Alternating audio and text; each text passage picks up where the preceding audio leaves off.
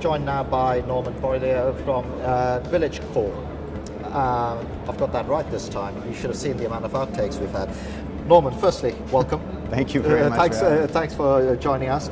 And just to frame this interview, we had an interview earlier on with Lyda Fitz, who's from the US Trade and Development Agency.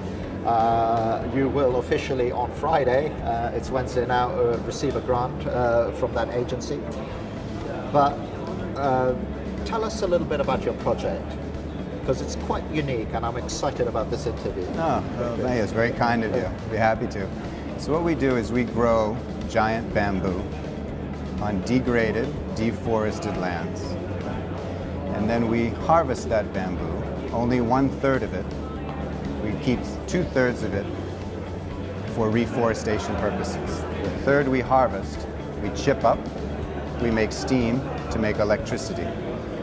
We sell that power either through the grid in Ghana or to private offtake. There are two byproducts to our process. One is ash after you burn something. That ash is high in potassium and phosphate. So we return the ash to those degraded grounds in which we've planted the bamboo to help with land restoration. The second byproduct are the leaves, branches, and tops of the bamboo. So we take those leaves, tops, and branches and use that as an animal fodder, because bamboo is very well balanced between fats, proteins, and carbohydrates.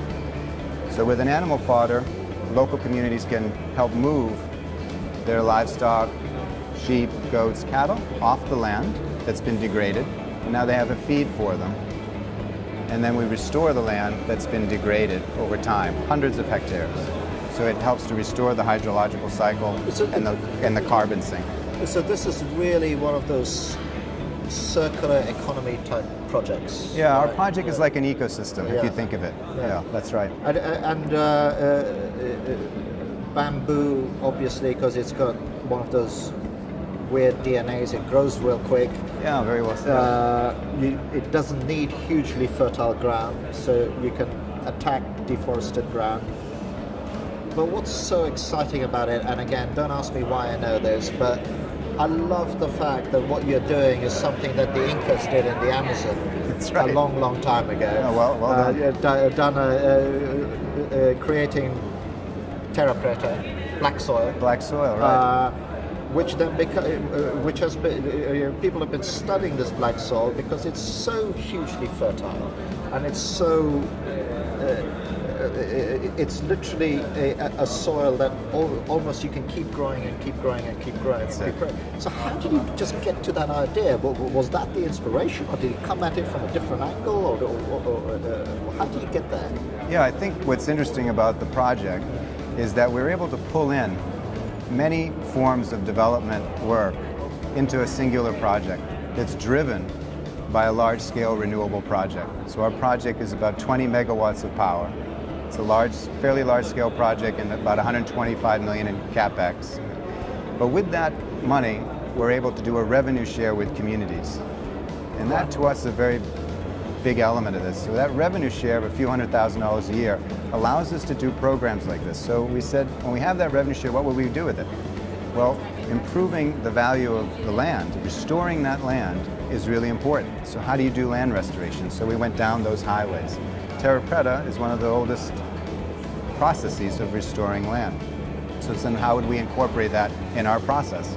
So bringing back ash to that soil that's high in potassium and phosphates is one way of doing that.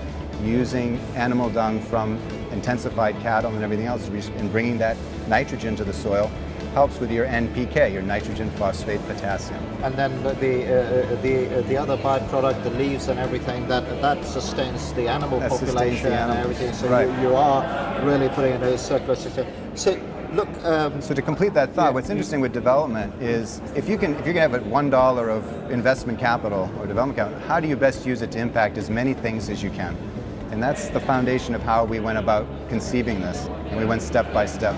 So you've got an output to the local farming community, you've got a sustainable output in the sense that actually, once that process moves on, you mentioned 2/3 and 1/3, so once that 1/3 moves on, other crops that come in that feed the local community, so it becomes one of the thing. That's right. So tell me something. It's just like I've been covering this event for a long time, and 4 years ago, people were saying to me, "Oh, we found it really hard because we were talking to people about solar and they just didn't understand it."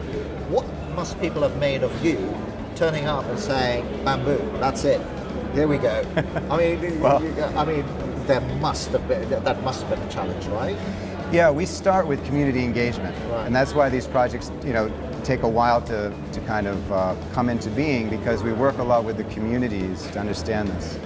We're very fortunate in Ghana in working with the Akem Abwakwa Kingdom, because the Achihini there is someone who is very familiar with what would be commonly referred to as sustainable development. Right. He was extremely familiar with it. So the conversation we had with him in explaining this program could not have gone any better than it did, because he understood the fundamentals. And if you do systemic development like this, where you link the human capacity in these areas with ecological restoration, he knows fundamentally that that is the big next green revolution. Right? So that was an open door. And what's this grant going to do? Is it you're going to use it to accelerate it yourself towards breaking ground? Yeah, it's where good. is Yeah. that coming in? So in order to reach bankability for a project of this size in renewable energy, the components for arriving to that include various feasibility studies. Okay? So that's everything from interconnecting the power to environmental impact assessments, social impact assessments, okay, life cycle analyses for the carbon. So we have a series of studies that we'll do. And with USTDA's help, we're able to fund those programs over the next 8 to 10 months or so.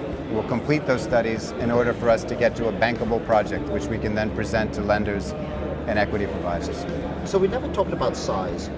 What is the size? And I suppose with your type of project, there are two sizes. One is the power output, the other one is the land that you that's need. Right. So from a power output, it's about 20 megawatts, okay, of power. And that would be important to note that that's a base load power, meaning that power is available about 92 to 95% of the time. It's biomass or bamboo that we're using replaces effectively coal, but it's coal 4 million years young. Okay, because it's still in the ground, but it doesn't have any of the toxicity or any of the problems, right? So it burns really clean. Yes, but it still produces CO2 when you burn, but the bamboo regrows in 9 to 12 months, so it's rapidly regenerative. So that is part of the life cycle assessment. Because people are using bamboo as carbon sinks, aren't they? That's right. That's right. It is a verified standard for carbon credits. But to finish answering your question, for the size of it, the kingdom itself is 1.3 million acres of land. Okay? It has 950,000 people, 750 villages. So our process to addressing overcoming poverty in this area is effectively start with one large power project and then add subsequent power projects within the same kingdom. Right? And then, since we share revenue, we take that revenue share and invite service providers, be they NGOs, businesses, or foundations, whatever they may be, and then we pay them directly to provide the services that a village level community will determine what they need, be it sanitation, elderly care, roads, bridge, whatever it may be. And since that provides an annuity stream of income for 20 years, it's as if those communities have a tax base now. And then they also have permanent jobs, because they harvest now. So they have permanent jobs and a tax base. We feel that's the cornerstone to helping with meaningful poverty reduction. And can you very quickly put some numbers that we would recognize in terms of the impact of that project? You may not be able to. I mean, what I'm kind of thinking of is like, hang on, when we do this, if we play the project right, what we will see is a economic uplift in this area, and this area is this big. We refer to it as spheres of impact. Right. And so each project that we do will have a different sphere of impact, geographical sphere, dependent upon the population of the area or the scope of land degradation or deforestation. So it varies. But each project has what we refer to as a sphere of impact.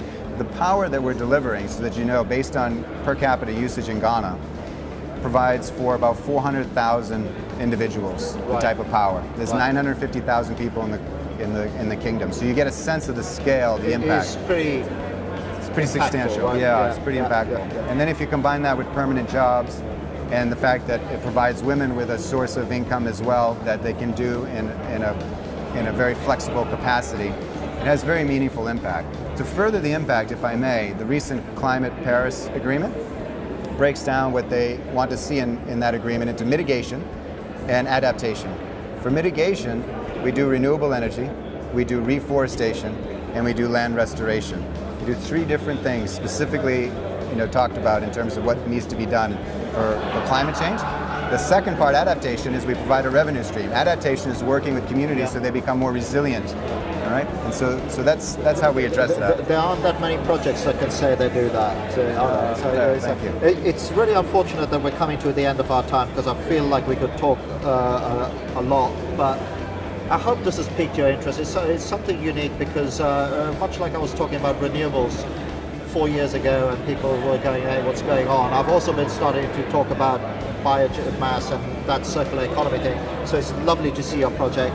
Congratulations on the grant. Much success. I hope you share that with us. Thank you. And thank you as well for watching.